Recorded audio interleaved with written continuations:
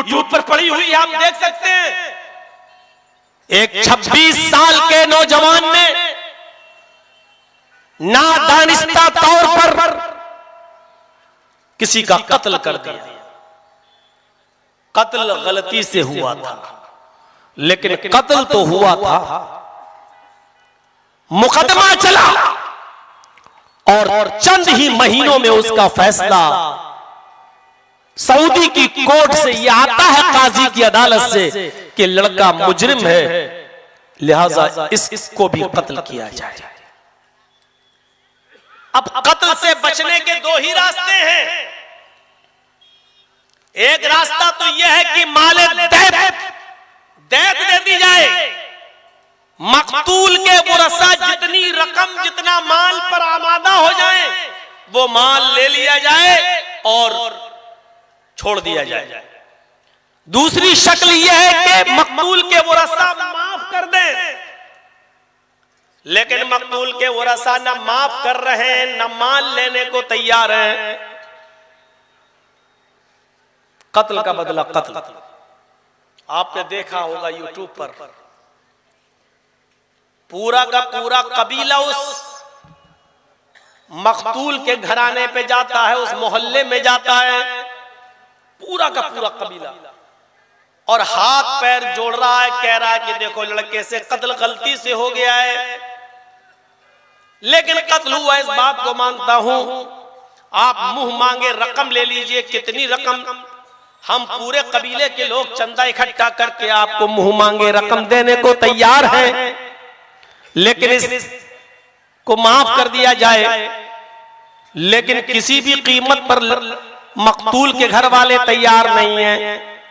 आप यूट्यूब पर देखिए, उन कबीले के लोगों ने अपनी अपनी पगड़ियां उतार दी और पगड़ियां उतार कर लड़के के जो कत्ल हुआ था उसके घर में उसके माँ बाप के सामने रख दी और नाक रगड़ने लगे और अरबी में देहाती अशार पढ़ने लगे, रोने लगे, चीखने लगे, चिल्लाने लगे, लेकिन इसके बावजूद भी उनको माफ नहीं किया गया। आखिरकार वही दिन आ गया जिस दिन कत्ल की सजा होनी है। उस दिन फिर एक कोशिश की गई, पुलिस वाले भी रो रहे हैं, जिस काजी ने फैसला सुनाया इसको कत्ल का वो भी जानता है कि लड़के से ये कत्ल नादानिस्ता तौर पर हुआ है, लेकिन कत्ल तो हुआ है, इसलिए हमने जो फैसला सुनाया वो सही है। वो भी चाह रहा है कि लड़के के घर वाले पैसा ले ले, जिसको कत्ल किया गया है माल ले ले, लेकिन इसको माफ कर दें। काजी तक रो रहा है, लेकिन इसके बावजूद घर वाले तैयार नहीं। बादशाह के घर के लोग भी जाते हैं, बड़े बड़े वजीर जाते हैं, मिन्नत समाअत करते हैं, हाथ पैर जोड़ा जाता है, मालो दौलत की फरियाद पेशकश करते हैं, लेकिन मकतूल के वरसा टस से मस नहीं होते हैं। और आखिरकार उनकी जबान से एक ही जुमला निकला, मुझे खून का बदला खून चाहिए, और मुझे उस 26 साल के नौजवान का कत्ल ही मुझे चाहिए। मेरा बेटा मारा गया, मुझे भी बदला चाहिए। और फिर उस लड़के को लाया गया, सऊदिया का उसूल है सबके सामने कत्ल किया जाता है, उसको मैदान मक्तल में लाया जाता है। उस लड़के को लड़का आखिरी बार अपनी मां से मिलता है। यूट्यूब पर देखिए मां के आंखों के आंसू, लड़का अपनी मां से चिपक कर रोता है, मां उसकी रो रही है, फिर वो अपनी बहन से चिपकता है और अपनी बहन से चिपक कर रोता है। और फिर इन लोगों ने उसके सर पे हाथ फेरा और लड़का सीधे मैदान मक्तल की तरफ जाता है जहां उसको कत्ल किया जाना है। मां और बहन तो ये मंजर देख नहीं सकती थी अपनी आंखों के सामने, अपनी औलाद का कत्ल कैसे, अपने बेटे का कत्ल कैसे देख ले। इन लोगों को एक गाड़ी में ले जाया जाता है और लड़के को उसी जगह पर लाया जाता है, उसके पीछे से हाथ बांध दिए जाते हैं, गर्दन नीचे डाल दी जाती है और फिर एक जल्लाद उड़ता है और तेज धार वाली तलवार उसकी गर्दन पे मार के उसकी गर्दन को अलग कर देता है। अदल है सऊदी में, इसलिए अमन है सऊदी में। जिस मुल्क के अंदर जितना ज्यादा अदल होगा उस मुल्क के अंदर उतना ज्यादा अमन होगा। आज हम अपने मुल्क की बात करें, आज अदल और इंसाफ की बात करने वाला कौन है? इजराइल को जालिम कहने वाला कौन है? फिलिस्तीन को मजलूम कहने वाला कौन है? अक़वाम मुत्तहिदा क्या कर रहा है जो सही बात न बोल सके, पावर में होने के बावजूद। मेरे भाइयों जरा गौर करो, आज अदल कायम कर दिया जाए, इंसाफ कायम कर दिया जाए, न्याय हो जाए और अदल की बात की जाए तो अमन अपने आप हो जाएगा। लेकिन जहां अन्याय होगा, जहां जुल्म होगा, जहां ज्यादती होगी, वहां कभी भी अमन पैदा नहीं होगा। आज इजराइल और फिलिस्तीन के दरमियान अगर अदल की बात कह दी जाए और पूरी दुनिया अदल के साथ खड़ी हो जाए और अदल को कायम कर दे तो ये फितना और फसाद 2 दिन में रुक जाए, 1 घंटे में बंद हो जाए और मुजरिम किफरे किरदार तक पहुंच जाए। लेकिन सवाल ये पैदा होता है कि ये करेगा कौन? ये जुल्म और ज्यादती बंद कौन करेगा? मेरे भाइयों अदल की बात कौन करेगा? इंसाफ की बात कौन करेगा? अदल होना चाहिए। इसीलिए मैंने कहा घर में अदल करो तो घर में सुकून, मोहल्ले में अदल करो तो मोहल्ले में सुकून, शहर में अदल करो तो शहर में सुकून, स्टेट में अदल करो तो स्टेट में सुकून, मुल्क में और कंट्री में अदल करो तो पूरे मुल्क में और पूरी कंट्री में सुकून। इसीलिए मेरे प्यारे साथियों, बुखारी शरीफ की वो हदीस उठाइए, बुखारी शरीफ की, आइए उस हदीस की तरफ मैं आपको लाना चाहता हूं। उस हदीस के मंजर पर जरा नजर डालिए। हजरत आदी इब्न हातिम उस हदीस के रावी हैं, फरमाते हैं, बड़ी प्यारी हदीस है, सुनिएगा कि मैं अल्लाह के नबी के पास बैठा हुआ था, चंद सहाबा भी मौजूद थे। एक सहाबी उठे और अल्लाह के नबी सल्लल्लाहु अलैहि वसल्लम से फरमाने लगे, अय अल्लाह के रसूल, मक्के में खून खराबा बहुत फैल गया है, जिसको देखो कत्ल कर देता है, जान की कोई हिफाजत नहीं रह गई है, ये खून खराबा कब बंद होगा? अल्लाह के नबी सल्लल्लाहु अलैहि वसल्लम ने फरमाया, बैठ जाओ। वो बैठ गए। अदी इब्न हातिम कहते हैं कि एक दूसरे आदमी ने एक और शिकायत की कि अल्लाह के रसूल, जो लोग दूसरी कंट्री से, दूसरे शहरों से, दूसरे मुल्कों से आते हैं तिजारत की गरज से, बिजनेस की गरज से सामान लेकर, उनको ये बनूता है कि गुंडे उनको लूट लेते हैं, उनको कत्ल कर देते हैं, अगर ये माल न दें तो ये उनको कत्ल कर देते हैं, उनको मार देते हैं। हमारी बिजनेस पे बहुत फर्क पड़ रहा है, हमारा माल बाहर नहीं जा पाता और बाहर वाले हमारे यहाँ अपना माल सप्लाई नहीं कर पाते हैं। कत्लो क़िताल बहुत फैल गया है, यहाँ तक कि लोगों के माल भी महफूज नहीं रह गए। अल्लाह के नबी सल्लल्लाहु अलैहि वसल्लम ने फरमाया, तुम भी बैठ जाओ। वो भी बैठ गए। अब अल्लाह के नबी ने फरमाया, सुनो, जो बात कही उसको गौर से सुनना। आपने फरमाया, आदि इब्न हातिम इस हदीस के रावी हैं, आपने फरमाया, आय आदि, मेरे इंतकाल के बाद अगर अल्लाह ने तुम्हें लंबी उम्र दी, मेरे इंतकाल के बाद अगर अल्लाह ने तुम्हें लंबी जिंदगी दी, तो तुम देखोगे एक औरत मुल्क शाम से, मुल्क शाम, आज उसको सीरिया बोलते हैं, मुल्क शाम से एक औरत अकेले चलेगी। मुल्क शाम भी बहुत बड़ा है और उसके अंदर एक शहर है जिसका नाम है हीरा।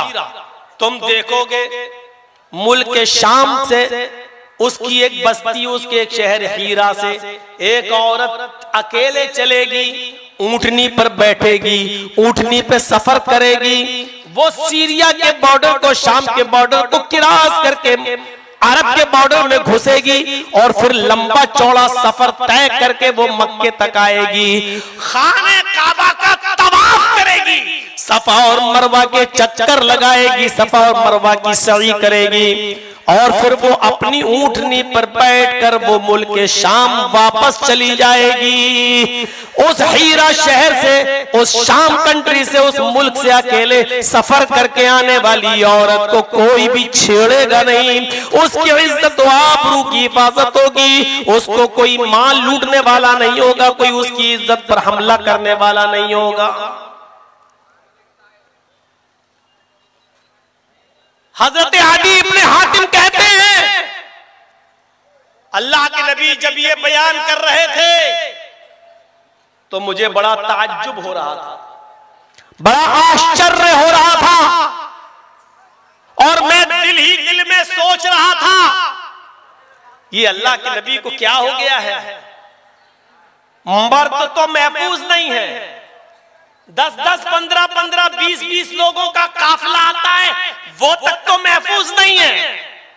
उन तक को तो लूट लिया जाता है, उन तक को तो कत्ल कर दिया जाता है। और अल्लाह के नबी कह रहे हैं एक औरत अकेले आएगी शाम से और 4-5 दिन का सफर करेगी, रात और दिन अपनी ऊँटनी पर बैठेगी, मक्के पहुंचेगी, तवाफ करेगी, फिर यहां से वापस जाएगी 5-6-10 दिन में अपने मुल्क में वापस, और अकेले रात का भी सफर और दिन का भी सफर, और उस औरत को कोई छेड़ेगा नहीं।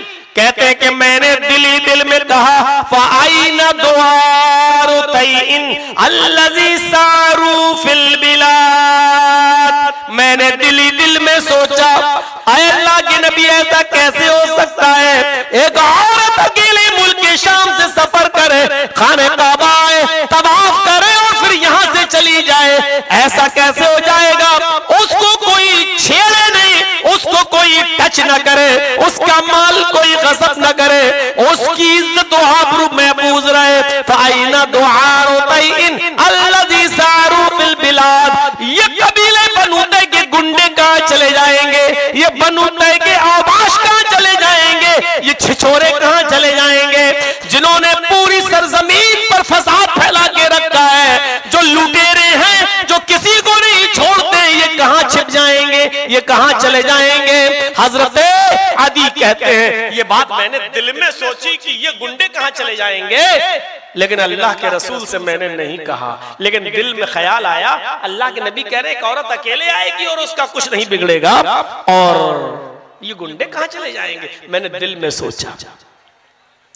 उसके बाद अल्लाह के नबी ने फरमाया आय आदि, मेरे बाद अगर तुम जिंदा रहे तो तुम एक और चीज देखोगे, मेरे बाद अल्लाह ने अगर तुम्हें लंबी जिंदगी दी तो तुम एक और चीज देखोगे कि किसरा के खजाने फतह होकर हमारे हाथ लगेंगे, यानी सहाबा किराम के हाथ आ जाएंगे।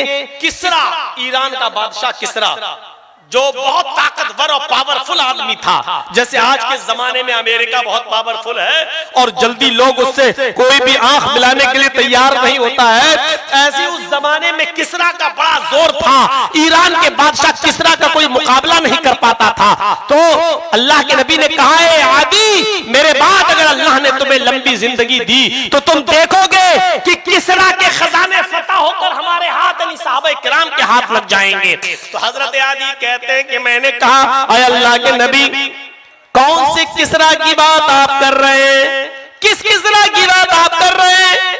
किसरा इब्न हुर्मुज की बात कर रहे हैं आप? अल्लाह के नबी ने फरमाया हाँ, मैं उसी किसरा इब्न हुर्मुज की बात कर रहा हूँ, उसी ईरान के बादशाह की बात कर रहा हूँ, उसी ईरान के बादशाह की बात। तो मैंने दिल में सोचा अल्लाह के नबी इतने बड़े पावरफुल आदमी के खजाने की बात कर रहे हैं, जिसका कोई बाल बीका नहीं कर पाता, जिसका कोई कुछ नहीं बिगाड़ पाता, जिसका कोई कुछ नहीं कर पाता, उसके खजाने हम मामूली और टूटी फूटी तलवारों से लड़ने वाले सहाबा किराम के हाथ में आ जाएंगे? उनकी तलवारों का कोई मुकाबला नहीं, उनकी ढालों का कोई मुकाबला नहीं, उनके तीरों कमानों का कोई मुकाबला नहीं, और हमारी टूटी हुई तलवारें उनके खजाने को फतह कर लेंगे। आपने फरमाया आदि, मेरे इंतकाल के बाद अगर तुम्हें अल्लाह ने लंबी जिंदगी दी तो तुम तीसरी चीज भी देखोगे, और वो तीसरी चीज ये है कि तुम लोगों को देखोगे कि कुछ लोग अपने हाथ में अपने घरों से अपनी मुट्ठी में सोना और चांदी लेकर निकलेंगे, अपने घरों से सोना लेके निकलेंगे, चांदी लेके निकलेंगे, वो घर से बाहर आएंगे, गरीबों को तलाश करेंगे, गरीबों को ढूंढेंगे, गरीबों को तलाश करेंगे कि मैं सोना किसी गरीब को दे दूं, लेकिन उनके हाथ का सोना किसी गरीब को नसीब नहीं होगा, कोई गरीब ही नहीं मिलेगा, वो सोना गरीबों को देना चाहेंगे, लेकिन जब लौटेंगे तो कोई लेने वाला नहीं होगा, वो सोना अपना वापस अपने घर में लेकर जाएंगे। लोग इतने अमीर हो चुके होंगे कि सोना और चांदी भी कबूल करने वाले कोई नहीं मिलेंगे। हजरत